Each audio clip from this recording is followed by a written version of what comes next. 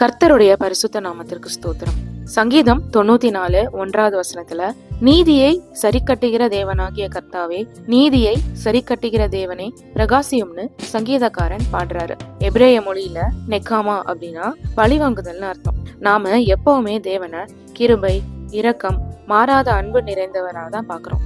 ஆனா அவரோட குணாதிசயத்துல இருக்கிற இன்னொரு பயங்கரமான பக்கத்தை பலரும் மறந்துடுறாங்க. அவர் அநீதிக்கு எதிரா எரிகிற அசாத்தியமான நீதியுள்ள தேவன். பிரியமானவர்களே, பழிவாங்குதல் எனக்குரியது, நானே பதில் செய்வேன் என்று கர்த்தர் சொல்லுகிறார் என்று எழுதியிருக்கிறபடியால் நீங்கள் பழிவாங்காமல் கோபாக்கினைக்கு இடம் கொடுங்கள்னு ரோமர் 12:19 பவுல் எழுதுறாரு. விசுவாசிகளா இருக்கிற நாம பல்லுக்கு பல், கண்ணுக்கு கண் அப்படிங்கிற தத்துவத்தை முழுசா விட்டுறணுங்க. மனசுல கசப்பையும் மன்னிக்காத குணத்தையும் வச்சிருக்கிறது நமக்கே தான் கடைசியில வேதனைய தரும். அதுக்கு பதிலா நம்முடைய சத்துருக்களை மன்னிக்கவும், நமக்கு தீமை செஞ்சவங்களுக்கு நன்மை செய்யவும் நம்மளுக்கு கட்டளை கொடுக்கப்பட்டிருக்கு. யாராவது உங்களை ஏமாத்தும் போது, தப்பா பயன்படுத்தும் போது நியாயம் கிடைக்கணும்னு ஆசைப்படுறது மனுஷ இயல்புதான்.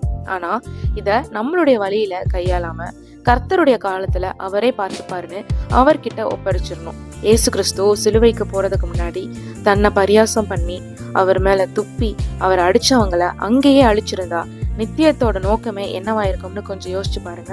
அவங்கள ஒரே நொடியில அழிக்கிற வல்லமை அவருக்கு இருந்தது. ஆனா அவர் அங்க பழி வாங்கியிருந்தா நம்மளுடைய ரட்சிப்பின் திட்டமே இல்லாம போயிருக்கும். கர்த்தர் உங்களை சரியான நேரத்துல உயர்த்துவார், உங்களுக்கு நியாயம் செய்வார்னு நம்புங்க. உங்களோட பொறுப்பு என்ன தெரியுமா? அவருடைய சித்தத்துக்குள்ள நிலைச்சிருந்து உங்களை காயப்படுத்தினவங்களை மனம் திரும்பணும்னு ஜெபிக்கிறது மட்டும்தான். கர்த்தர் எரிச்சல் உள்ளவரும் நீதியை சரி கட்டுகிறவருமான தேவன். கர்த்தர் நீதியை சரி கட்டுவார்.